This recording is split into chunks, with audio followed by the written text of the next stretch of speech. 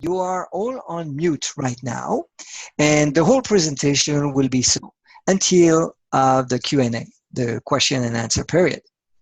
I will explain later how to use this platform and how to ask your questions. So I'll come back and I will explain. So right now, please don't use the chat located at the bottom of your screen unless you have some technical difficulties, and we'll have a look.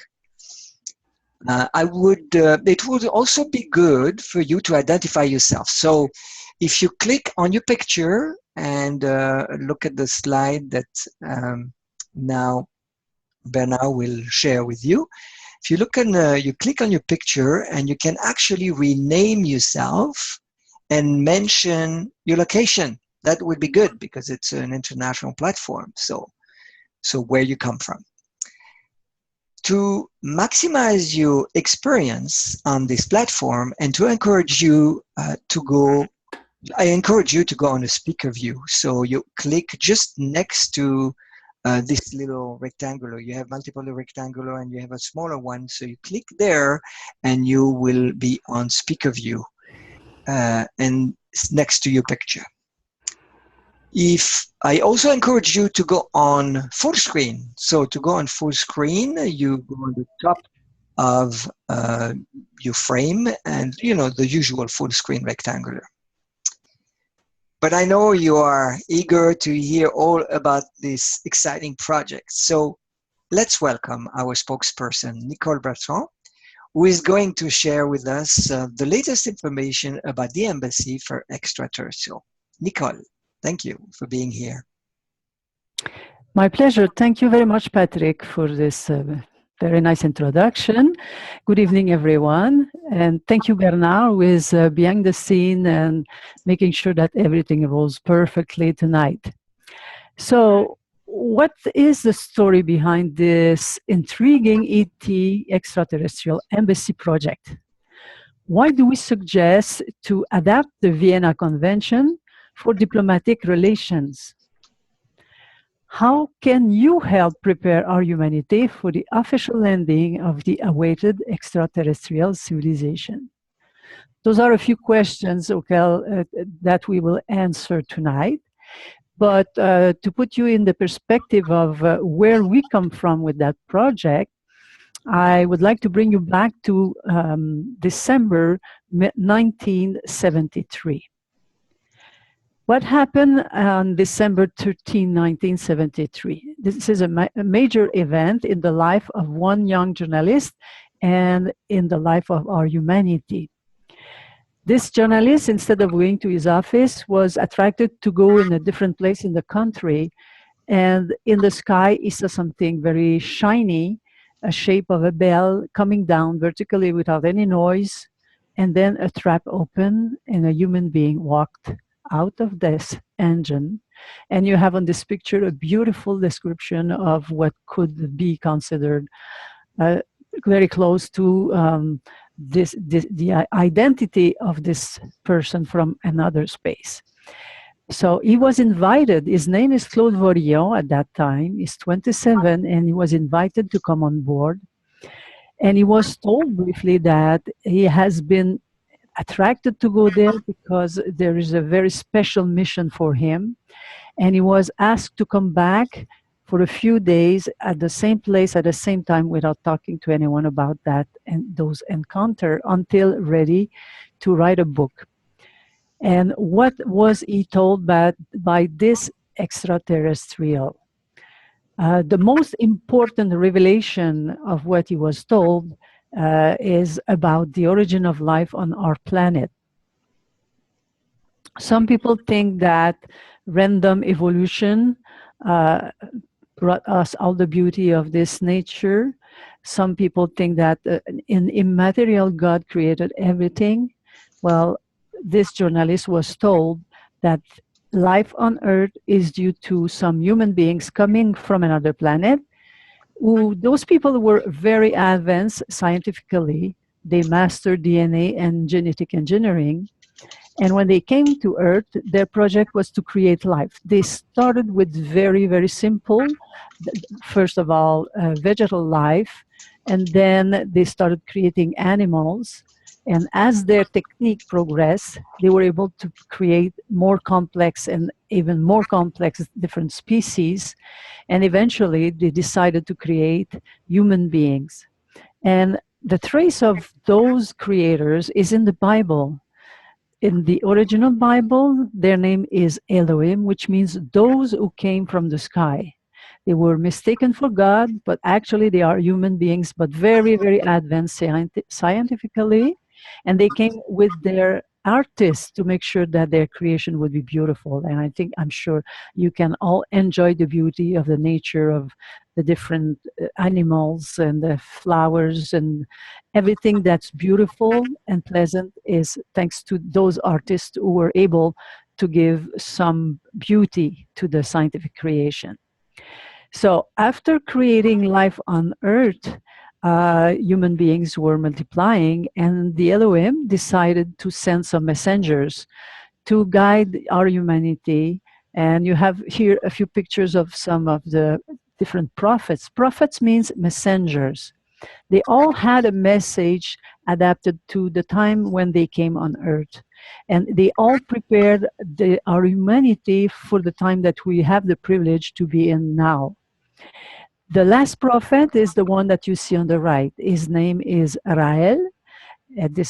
His previous name was Claude Vorion, and he was renamed Rael, which means the messenger of the Elohim. So he is among us now. We have the privilege to live at the same time as he is, and we have the option to contribute to his mission. Why did they need a prophet now? Well, actually, it's because something very important happened in 1945. And that event was actually not the best event of the history of our humanity. That's when the human being showed that they were able to destroy all form of life on earth. And this was the beginning of the age of apocalypse, which means revelation. So now that we have some science and we can travel through space, then that we can explore the infinitely small, at least at our level, and understand DNA, the Elohim decided that we were ready to get finally their revelation about our origins. So this is, at that date, August 6, 1945, was the first day of the age of revelation. So when Rael was with the Elohim, he was asked to write a book and to eventually spread that message, but he was uncomfortable and he said, how am I going to convince people that what I'm saying is true? And the answer was, we have been living among human beings.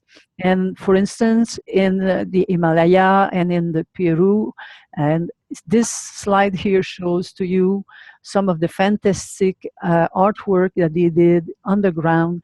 The size of it and the magnitude of those cannot have been done by, I don't know what, nobody can explain it except an extraterrestrial intervention. So there are some traces, we just have to look around and connect. It's like a puzzle, you can now connect the pieces together. Once you read what Metraya Rael wrote, you will be able to connect all the different questions that you had so far.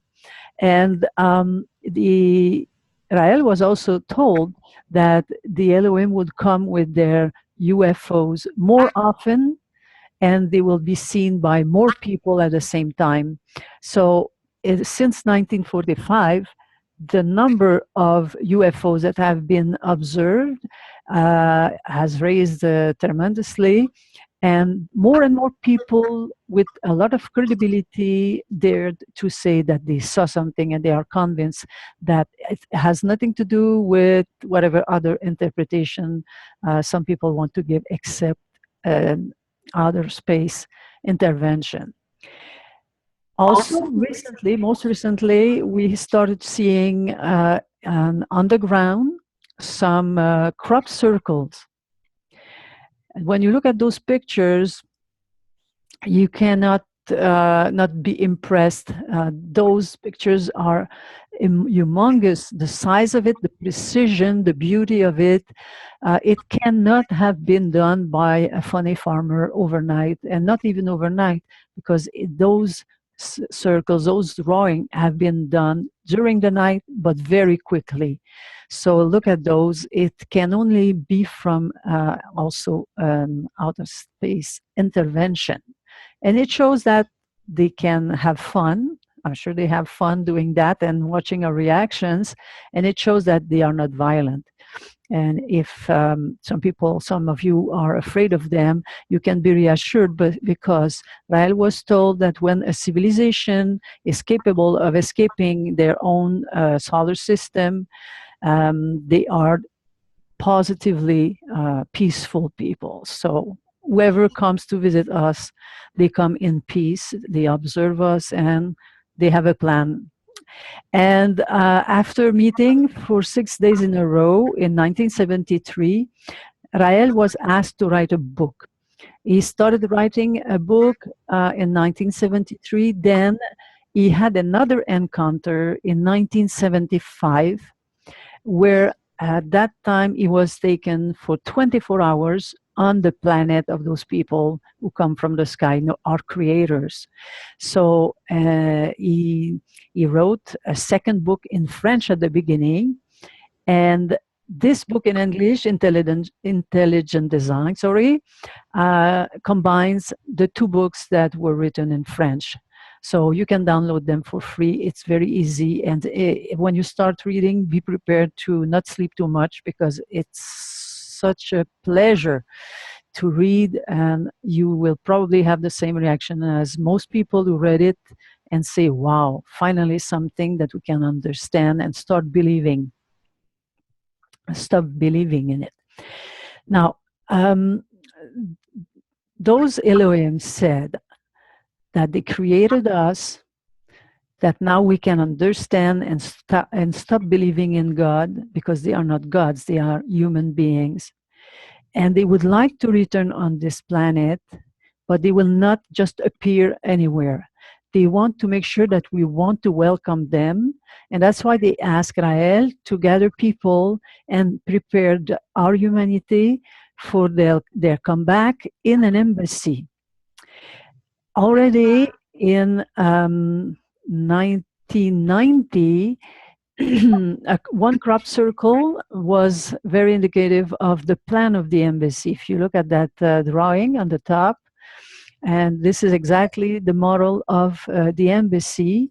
The first part in the front of the bottom of the picture, this is a welcome area. Then there is a corridor for aseptization that leads to the conference room, where people from our planet will meet with the creators from their planet.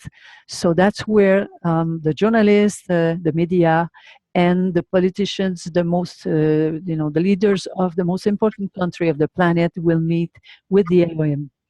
And behind, this is the place where they will live among us. They want to stay here and talk for what they have to deliver to us, which is a fantastic message of peace on earth.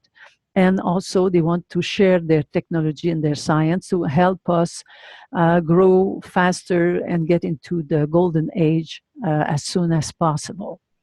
So that embassy project, we have been working, the Raelians have been working on it for many, many years, but more specifically since the year 2000. What happened on that year?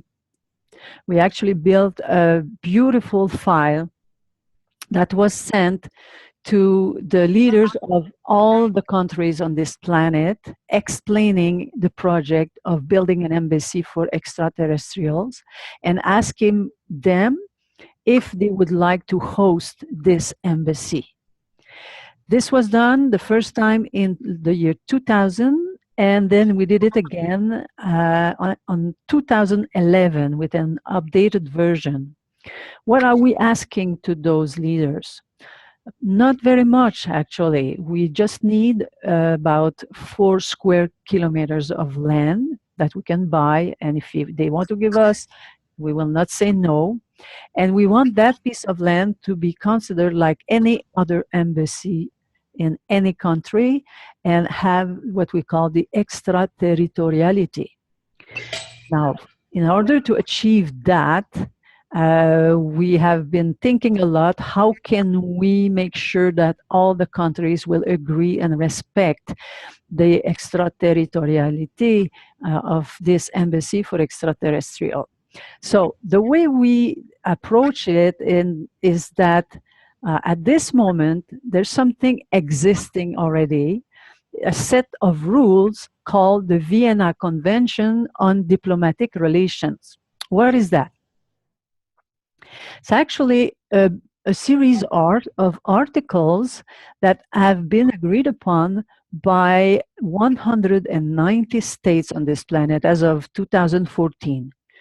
Every country that has an embassy can play by those rules, and every other country have to respect those rules. Those who ratified it, they say, we agree to respect the rules. What kind of rules, actually? I wish to give you an example of it. And two articles brought my attention to something very concrete. It's kind of technical, the document is, but the Article 22 is very interesting. It says the premises of a diplomatic mission, such as an embassy, are inviolable and must not be entered by the host country except by permission of the head of mission. Furthermore, the host country must protect the mission from intrusions or damage. The host country must never search the premises nor seize its documents or property.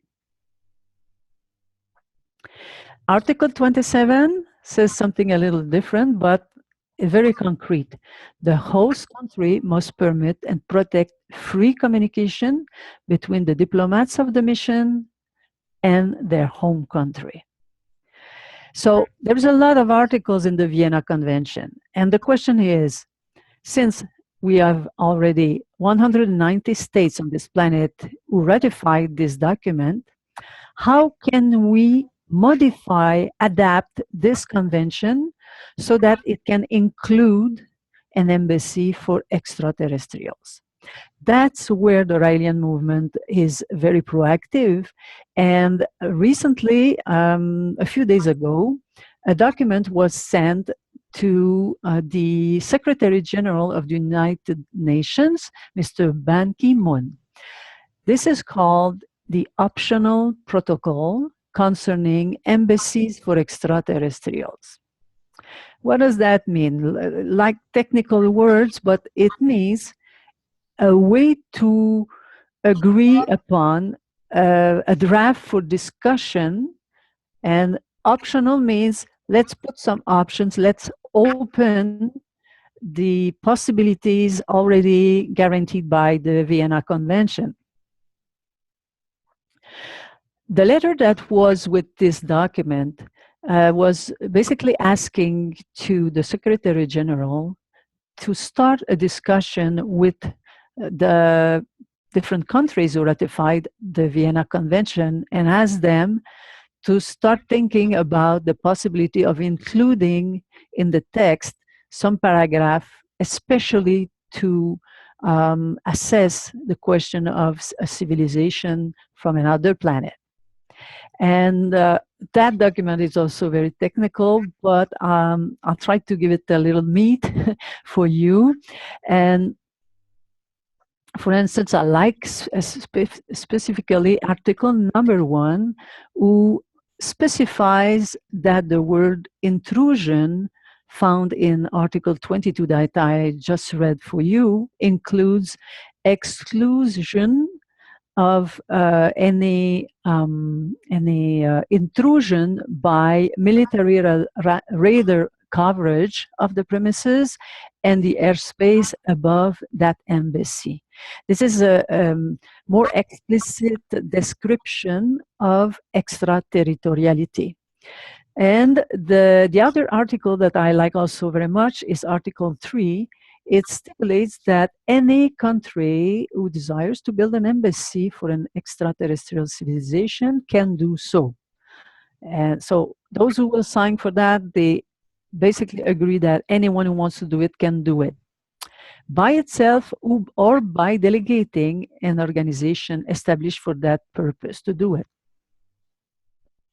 If the construction is being done before the official arrival of the extraterrestrial civilization, the host country or the appointed organization will nominate a caretaker who will be in charge of the current administrative affair of the mission.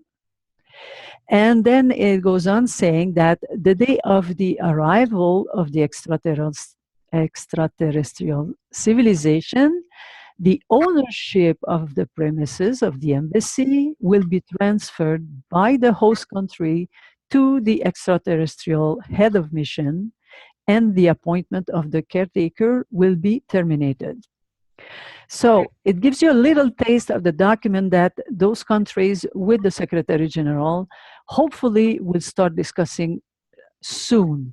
So can you imagine uh, a, a, a convention where all the countries, not 190 countries, receive a letter and they are called to meet together to discuss an adjustment, adaptation of the Vienna Convention in order to include civilizations from outer space.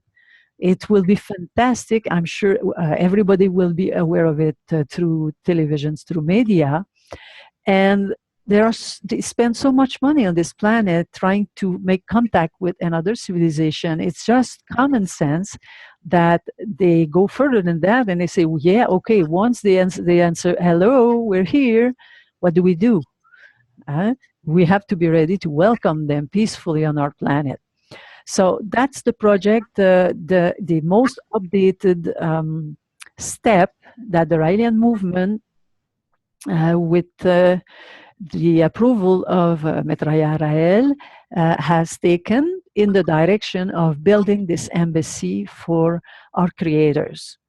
Now we can ask ourselves, even if tomorrow a country said, here is the piece of land, even if tomorrow this country said, we guarantee you extraterritoriality, even if tomorrow the 190 countries who ratified the Vienna Convention said, we will respect this project and we will not have any kind of intrusion, will the Elohim come on this planet? Not yet. Are we ready? No, we're not ready yet. There's a lot of work to be done. Even if we hope to see them come among us as soon as possible, two major steps have to be reached first. The first part of the mission of Rael is to spread that knowledge all over the planet. And all the members of the Raelian movement who want to do it can do it by actively talking to their friends, their family, through the internet, to anyone who looks interested in something different than the official versions of the origin of life, to share that knowledge. Why is that? Because so many people are still afraid of what comes from another planet, and they are themselves possibly also on the defensive or even aggressive. And you just have to watch the different movies and Star Wars and all that. So we have to change our mind, our culture about people coming from space. They are very peaceful. They want to come among us only if we reach a good level of peace on this planet. On that path, there is a lot of work to be done, and the Raelians are also doing major steps to try to improve our chances of survival. Let's be frank, there is more than needed on this planet to destroy it so many times. How many times can we destroy it? What a shame it would be, because this creation from the Elohim is so fantastic, so beautiful. A lot of people are very conscious and very peaceful. Unfortunately, they are not the one who decides most of the time about building more weapons of mass destruction or using it. But we're trying very, very carefully and actively and intensively to spread that knowledge and gather people who want peace on earth, to want to meditate with us for peace. This is one of the actions initiated by Maître Raël recently to help raise our chances of survival and possibly all witness together the arrival of the Elohim on earth in the embassy that we want to build for them. This is a great project. This brings a lot of hope to a lot of people who are asking themselves, what's the purpose of life? What are we doing here? Where are we going with that? And once you find and once you read the message given by Raël, it might give a sense to your life too, and you're welcome to join us in this fantastic effort. We cannot just sit and wait. All of us, we can do something, a little something every day to bring peace in ourselves first and around us and bring awareness of this fantastic project. So I will stop here and we will now view a beautiful video. It's about 5 minutes that will summarize it. You will have also the chance to hear directly from Raël his testimony about this encounter and the project of the embassy. And we'll be back with you in a few minutes for your questions. Thank you for your attention.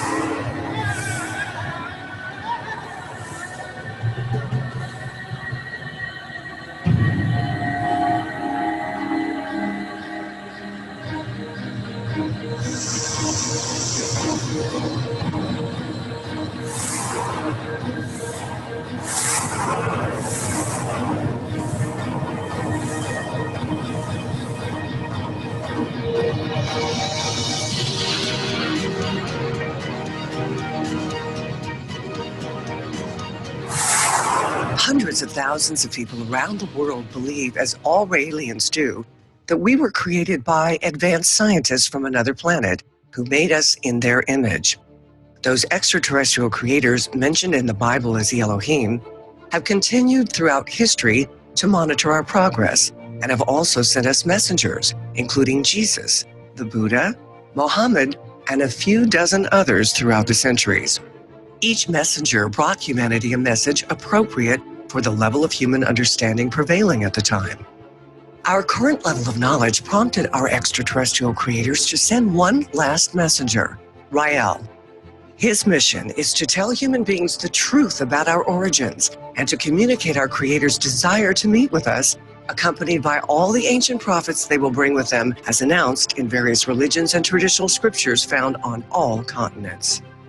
But before the Elohim officially visit us, we must build an embassy in a world of peace, which will become the third temple predicted in ancient writings. They look like us because they created us in their image, like the Bible explains. And these people came on the earth a very long time ago. They built big laboratories, and in these laboratories, thanks to DNA and genetic combination, they created all life on earth. It means trees, animals, and men in their image. The original Bible, you can find one very easily. It's not written the first day God did that, but the first day Elohim did that. The second day Elohim did that. And in Hebrew, Elohim means those who came from the sky. They asked me if possible to build this embassy near Jerusalem, because it's for them a very important place. They had, the first laboratory was made, the Garden of Eden is in the Bible, was near Jerusalem. It's up to us. We have the choice. They are not invaders. They respect us. So they will come only if we want to welcome them. And the people who are ready will help you. We don't need to convince all the mankind. We cannot convert all the mankind. And you cannot convert. Jesus couldn't, Moses couldn't, Muhammad couldn't. So you have just to find the right people, they are at the right place to bring them together and they will help you. We already are 20,000 and we will build this embassy. Such is the mission of Rael and those who have decided to help him, the members of the International Raelian Movement. Your country could be the host of this embassy and benefit from the tens of billions of dollars that it will bring in additional revenue. The host country will also forever have the prestige of being the one who dared welcome those who created us, and in doing so, will offer a very great service to humanity. The host country will need to grant the Raelian movement a very small amount of land, approximately 4 square kilometers, for the purpose of building a peace-loving embassy where the residents and visitors will have privacy and diplomatic neutrality. The country granting the necessary extraterritoriality and authorization for the embassy to be built within its territory will not only benefit financially, but enjoy the protection of the Elohim. It will become the spiritual and scientific center of the planet for millennia to come, and happiness will prevail within its borders. This can be your country. To know more about the Elohim Embassy project, please contact us at ElohimEmbassy.org.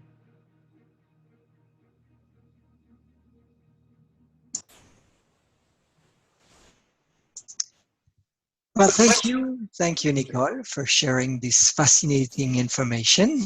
I imagine that many of you have some questions, and we'll have a chance to express in a moment. So let me explain how this is going to happen.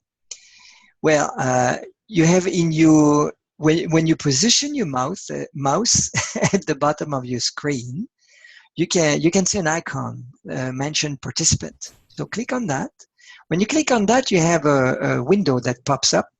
At the bottom of this window, you have a little text saying, raise your hand. So click on that when you're ready. And then I will see that and monitor all the hands, and I will give you the turn each and every time. So let's try to be for one question, a short question, and then we'll try to give a chance to everyone to speak. So thank you. So now you have the chance to do that and ask your first question. Who will start?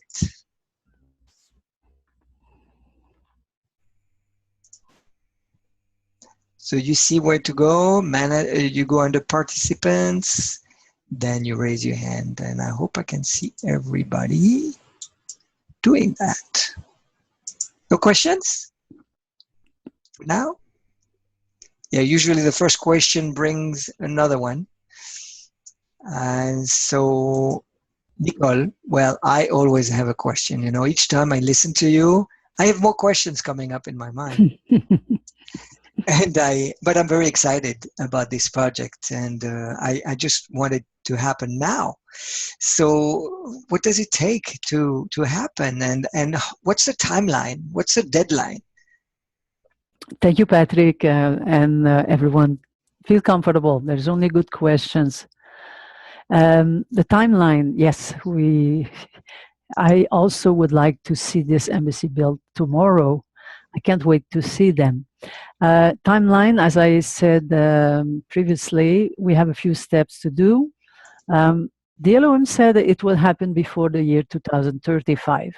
So we're very close to it. It will happen during our generation. And it will be probably the most fantastic day of the history of our humanity. Can you imagine all the people of this planet at the same time, either being present around the embassy or watching it on their TV or their phone or I don't know, their watch. At that time, there will be watches with we have it almost for everyone now. So anyways, people will be aware and connected at the same time to see the landing of the Elohim with with their prophets, as promised in most of the religions. Their prophet will come back one day, and since they are the ones who sent them, and they are the ones who keep them alive on their planet. They promised they would come back with all the profits. So what it takes to do it, well, it takes a lot of effort, a lot of patience, a lot of love for them. And we need to gather more people who are willing to do whatever they can. All the Raelians who are already helping Rael are volunteering. There is no salary. We all have a job, and we do it in our free time at night during the weekends. And as much as we can, everyone who wants to chip in, we can do it. And the little things that we think that make no difference, they are the ones who make a difference, because it adds up, and the synergy is very good. We can't wait. So you're welcome to offer your help, whatever skills you have. I'm sure we will find something that you will like to do and that will be useful. Great, great. Oh, I have a hand that got raised, several hands, you see? It's just the first question, and then we have more.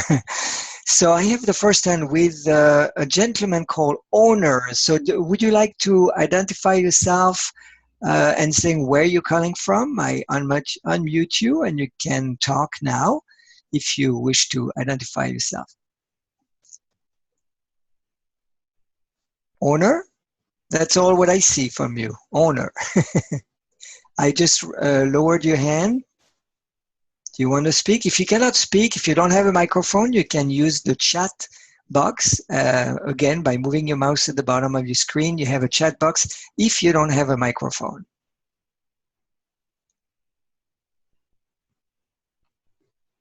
Okay, I cannot hear you. Okay, here is a...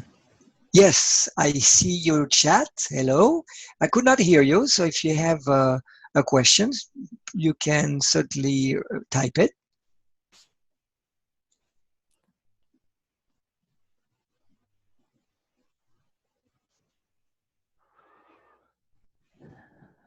How many countries are in this world? What do you mean exactly? How many countries there are in this world?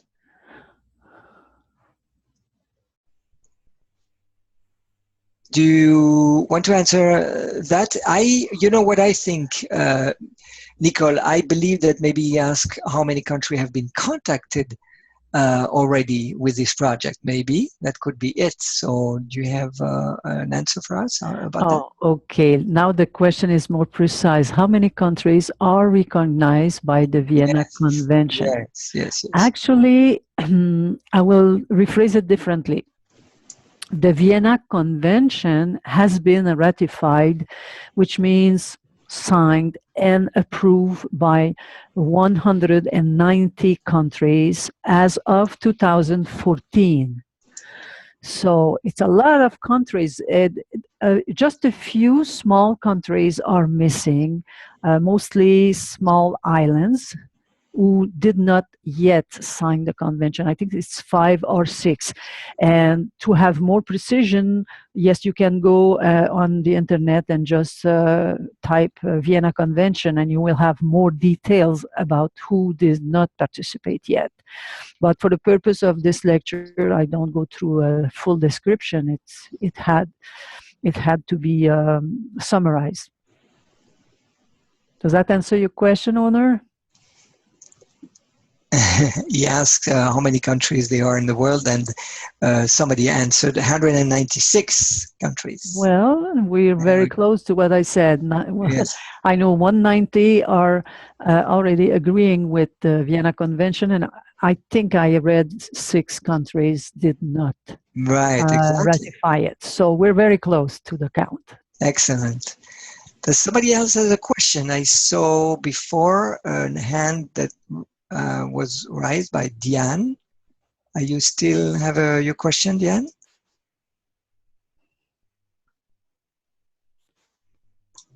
Okay, I have another question, Diane from Toronto. You want to ask your question, Diane? I will lower your hand and unmute your microphone. Go ahead. Yes, I would love to know if we have heard from Ban Ki-moon, since we have send him our letter and package? I would like to know it too, which means I don't know. I didn't have a feedback yet, but I'm sure if you want to be connected with us, it's very easy. Just reach the Raelan movement of your country and go to rael.org if you want to find out how to reach us, and you can ask this question to the representative guide of your region. We will hopefully know from him, but so far I don't know. It's been just recently done, huh, Nicole? I mean, it's been like just 2 weeks ago or something. Less than that. Yes. I think last Tuesday. Oh, there you go. Yeah. So he was on holiday, I heard. No, just kidding. All right. Thank you very much, Nicole, for that. Anybody else has a question? Please go ahead. Don't hesitate to raise your hand, and I'll give you a chance to talk.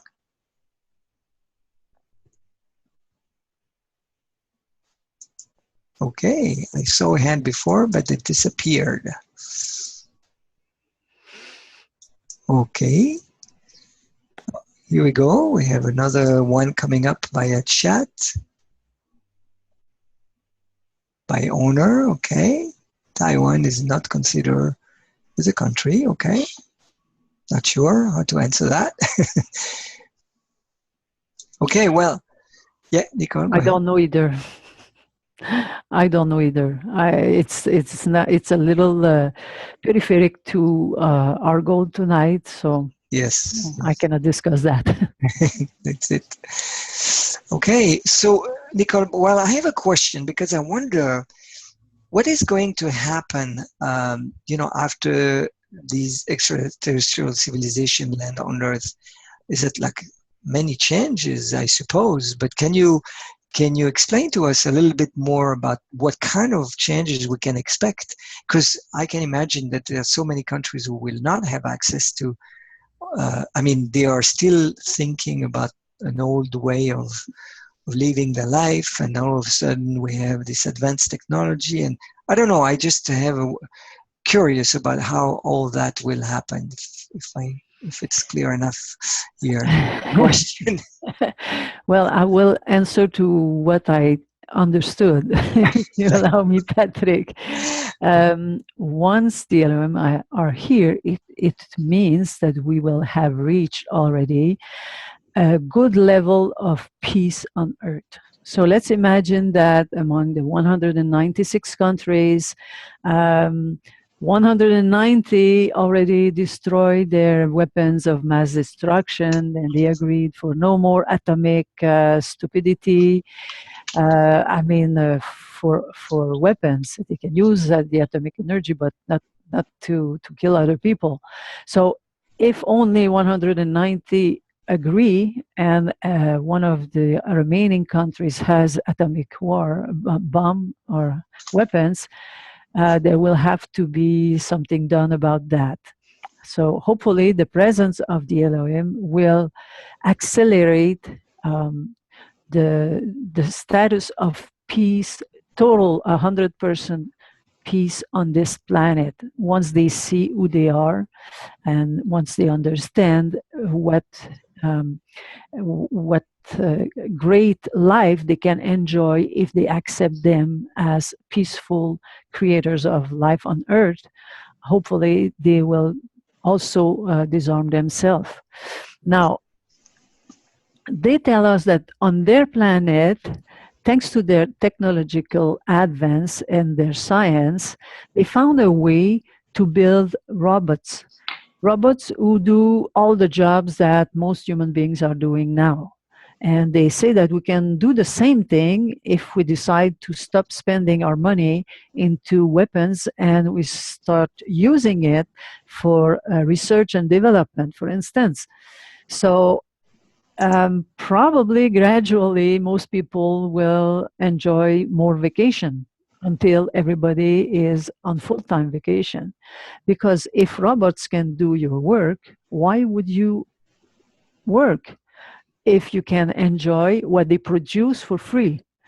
And that's what happens on their planet. Nobody is working unless those who like to work, like artists, they use their body. It's their work, but it's their passion. They don't do it for money because they don't need money on their planet. Everything is provided for free by the society, and thanks to the robots who work day and night. They just recharge their batteries and they go on, and they don't ask for vacation, and they don't have unions, and they just work because they are robots. And why do they have that? Well, because they decided that they also wanted to enjoy their life. And it's like everybody would suddenly, gradually, probably go on vacation, on retirement um, for life. There are so many beautiful things that we like to do when we are on vacation, and we always think that it's too short. So that kind of society, we call it for the moment paradism. It's like paradise on earth, where people don't spend their life working most of the time in jobs that they don't like, just to pay for their rent or buy their food and their clothes. One day, those robots, like 3D printing, is already so advanced. It's amazing. Just a few examples. We could spend another evening completely to talk about paradism, but maybe we should.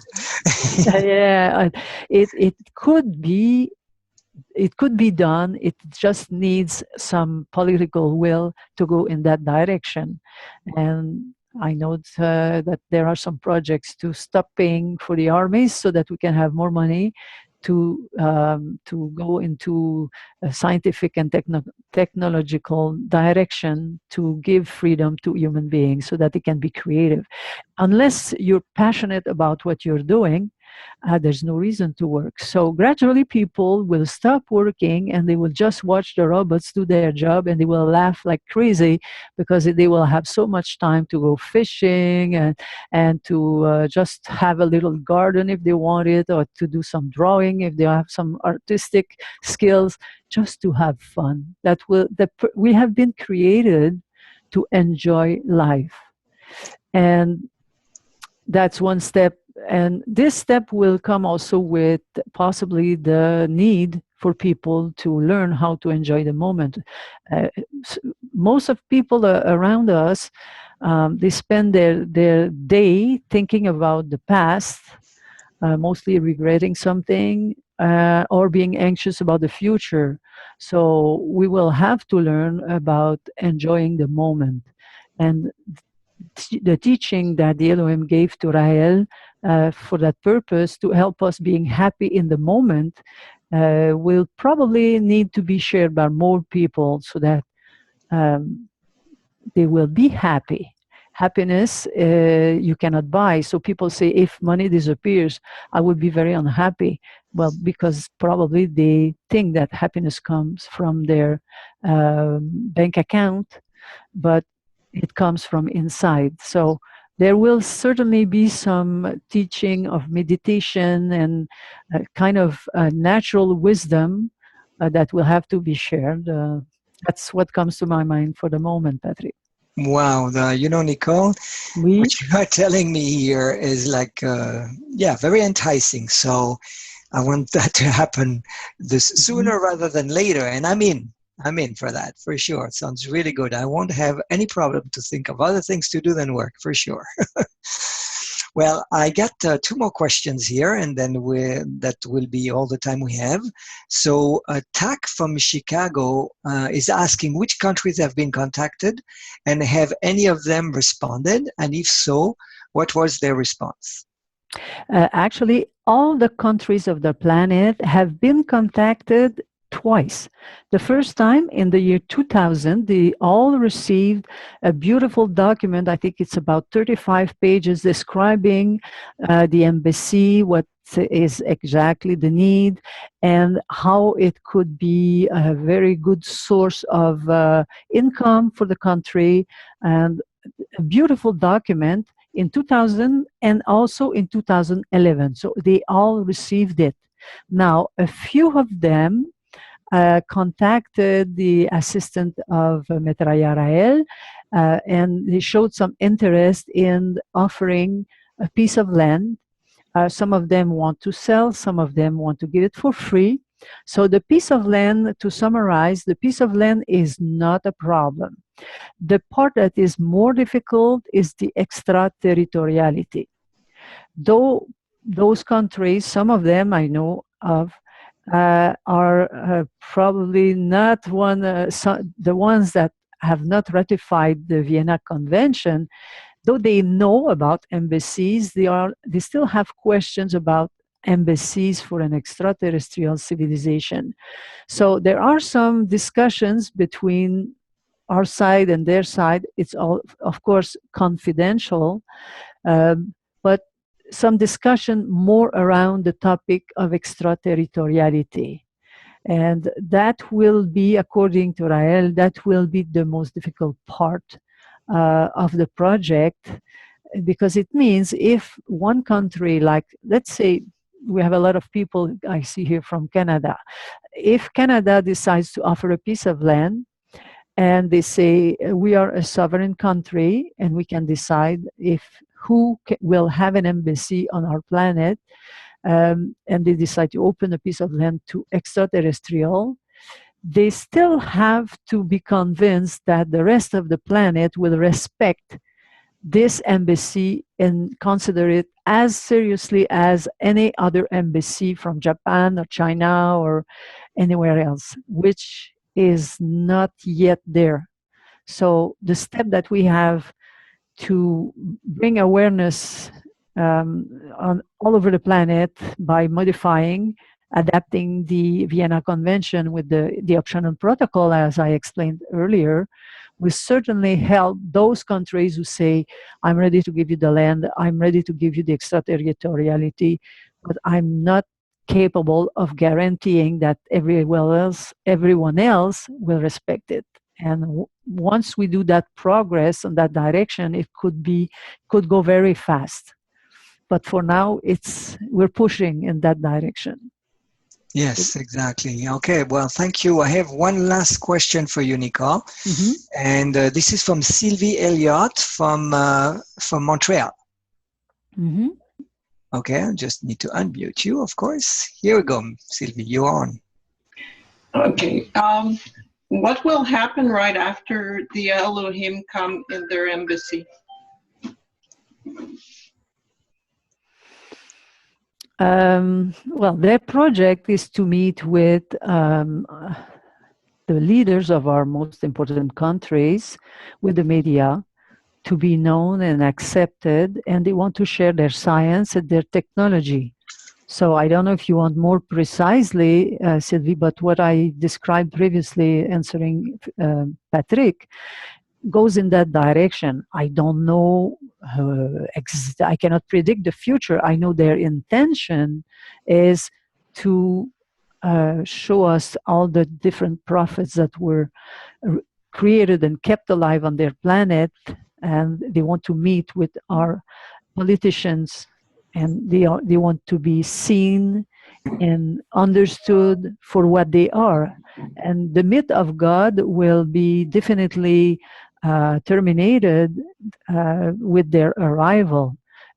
But Rael himself is saying, for those who believe in God and think that there is only one immaterial God, when they will see the Elohim, they might just think that this is Hollywood production if they are not ready to accept that reality.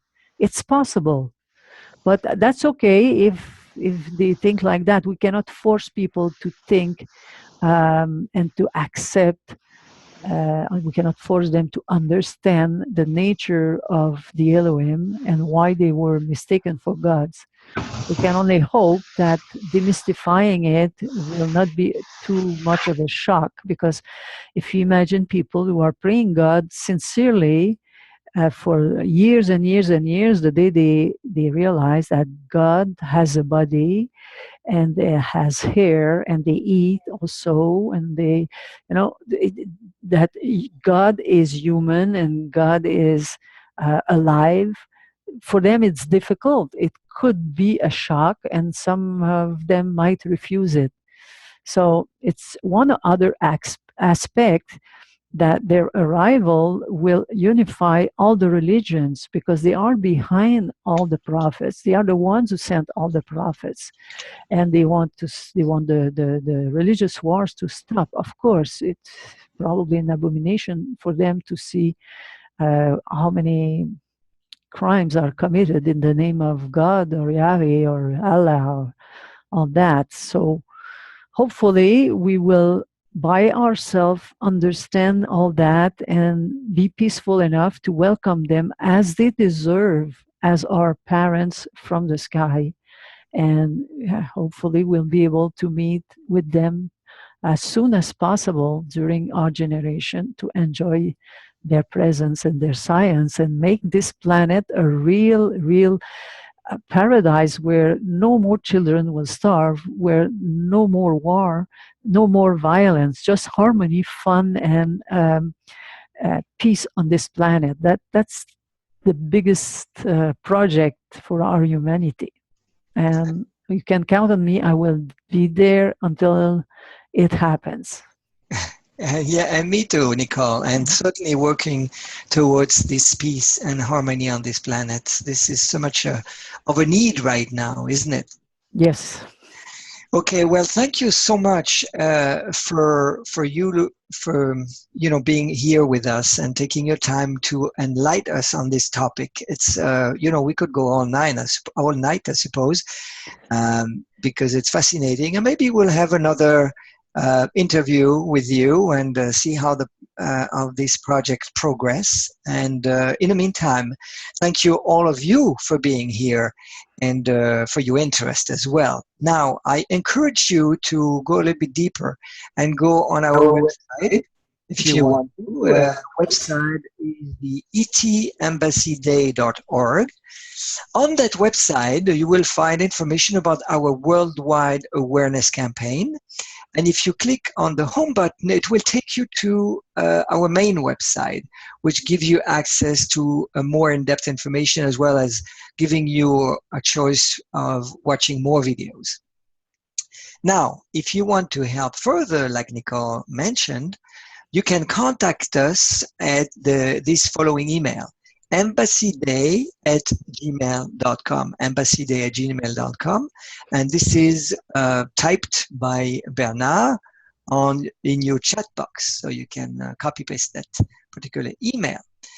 So that's all the time we have. Thank you again, everyone, and thank you, Nicole, and thank you, Bernard, for your help as well. So wish you a good day, good night, depending on where you are on the planet. Thank you, and goodbye.